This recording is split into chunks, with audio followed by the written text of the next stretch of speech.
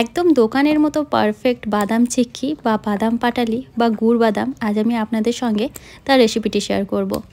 খুব সহজেই কিন্তু বাড়িতে এইভাবে আপনারা বাদাম চিক্কি বানিয়ে স্টোর করে রাখতে পারেন। আর শীতকালে এই গুড় আর বাদাম দুটোই খাওয়া কিন্তু শরীরের পক্ষে খুব উপকার। শরীর খুব গরম রাখে ভেতর থেকে। তো দেখুন এখানে আমি একটা মেজারমেন্ট কাপের 1 কাপ পরিমাণ বাদাম নিয়েছি। বাদামগুলোকে একটুখানি চেক করে নেবেন যাতে কোনো পচা বাদাম না থাকে, কারণ এই বাদাম চিক্কির মধ্যে যদি কোনো পচা বাদাম থাকে তাহলে কিন্তু সেটা খেতে খুব বাজে লাগে। তো আমি বেছে বেছে নিয়েছি বাদামগুলোকে। আপনারা চাইলে কিন্তু এরকম কাঁচা বাদাম ব্যবহার করতে পারেন, বা এরকম যে ভাজা বাদামগুলো পাওয়া যায় মার্কেটে, এরকম রোস্টেড বাদামও কিন্তু এই বাদাম চিক্কির জন্য ব্যবহার করতে পারেন। যদি কাঁচা বাদাম ব্যবহার করেন তাহলে কিন্তু এই প্রসেসটা করতে হবে, আর যদি রোস্টেড বাদাম ব্যবহার করেন তাহলে এই প্রসেসটা করার কোনো দরকার নেই। আমি যেহেতু কাঁচা বাদামে এই চিক্কিটা বানাচ্ছি তার জন্য 1 কাপ পরিমাণ বাদাম আমি একদম মিডিয়াম টু লো ফ্লেমে 5-6 মিনিটের জন্য কিন্তু ভালো করে এইভাবে ভেজে নিচ্ছি।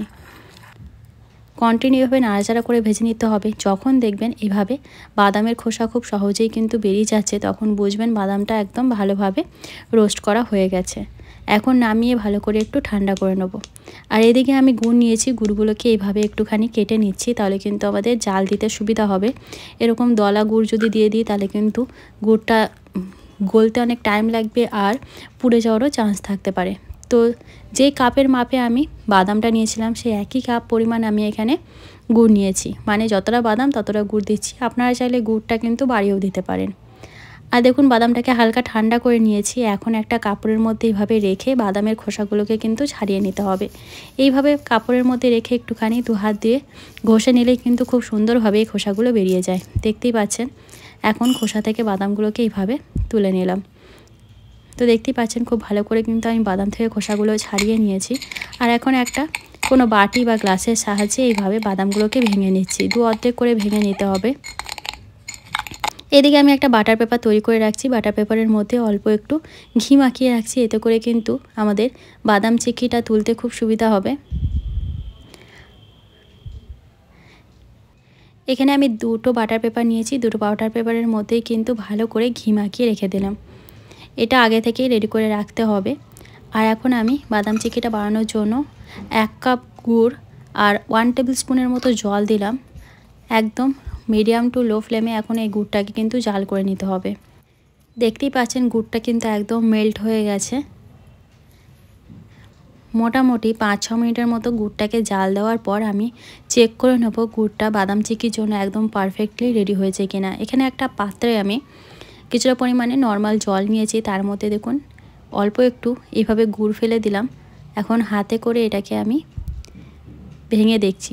যখন দেখবেন এটা খুব সহজেই ভেঙে যাচ্ছে এবং ক্রাঞ্চিনেস একটা আসবে, তখন ভাববেন গুড়টা কিন্তু রেডি হয়ে গেছে। এখন কিন্তু এটা একদমই রেডি হয়নি, দেখতেই পাচ্ছেন অনেকটা নরম আছে।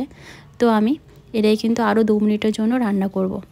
এর মধ্যে দিয়ে দিলাম 1/2 টেবিল স্পুন ঘি। ঘিটা দিলে কিন্তু একটা শাইনি ভাব আসে।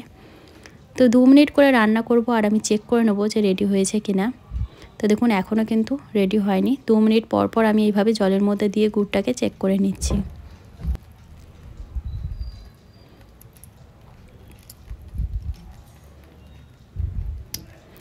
আওয়াজটা শুনে বুঝতেই পারছেন এখন কিন্তু গুড়টা একদম ক্রাঞ্চি হয়ে গেছে। এই পর্যায়ে সাথে সাথে কিন্তু গুড়ের মধ্যে বাদামটা দিয়ে দিতে হবে। আর এখন বাদামের সঙ্গে গুড়টা খুব ভালো করে মিশিয়ে নিচ্ছি। এই পর্যায়ে কিন্তু গ্যাসের ফ্লেমটা একদম লোতে রাখতে হবে। ভালো করে বাদামের সঙ্গে গুড়টাকে মিশিয়ে নেওয়ার পর এটা কিন্তু সঙ্গে সঙ্গেই আমরা যে বাটার পেপার রেডি করে রেখেছিলাম তার মধ্যে ঢেলে দিতে হবে। এখানে আমি 2টো বাটার পেপার রেডি করে রেখেছিলাম, একটার মধ্যে এই বাদাম চিক্কিটাকে ঢেলে দিয়েছি, আর একটা পেপার এই বাদাম চিক্কির উপরে কিন্তু রাখতে হবে। গরম অবস্থাতে কিন্তু তাড়াতাড়ি করে বাদামটাকে এইভাবে স্প্রেড করে দিতে হবে। তারপর একটা বেলনার সাহায্যে এইভাবে ছড়িয়ে দিচ্ছি। যতটা মোটা বা পাতলা রাখতে চান সে অনুযায়ী কিন্তু এইভাবেই বেলে নিতে হবে। গরম থাকা অবস্থাতেই কিন্তু তাড়াতাড়ি করে এইভাবে বেলে দিতে হবে, নাহলে কিন্তু খুব তাড়াতাড়ি এই বাদাম চিক্কিটা শক্ত হয়ে যায়, তখন আর এইভাবে বড় করা যাবে না। তো দেখুন ওপরের বাটার পেপারটাকে তুলে দিলাম। এখন কিন্তু বাদাম চিক্কিটা বেশ গরম আছে। এই গরম অবস্থাতেই হালকা হালকা করে ছুরি দিয়ে এইভাবে একটুখানি দাগ টেনে নিচ্ছি। এতে করে কিন্তু বাদাম চিক্কিটা যখন শক্ত হয়ে যাবে তখন ভাঙতে সুবিধা হবে। তো এভাবে আমি হালকা হালকা করে দাগ দিয়ে রাখলাম। এখন বাদাম চিক্কিটা কিন্তু একদম ঠান্ডা হয়ে গেছে। বাটার পেপারটাকে ছাড়িয়ে নিয়ে এখন দেখুন পিস পিস করে কেটে নিচ্ছি। যেহেতু আমার মার্ক করা আছে তার জন্য কিন্তু আমাদের ভাঙতে খুব সুবিধা হবে।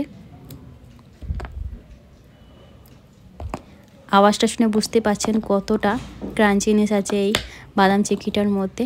আপনারা অবশ্যই এইভাবে শীতকালে কিন্তু বাদাম চিক্কি বাড়িতে বানিয়ে রাখতে পারেন। ভিডিওটা ভালো লাগলে অবশ্যই ভিডিওতে একটা লাইক দিয়ে চ্যানেলটা সাবস্ক্রাইব করে যাবেন। বাই।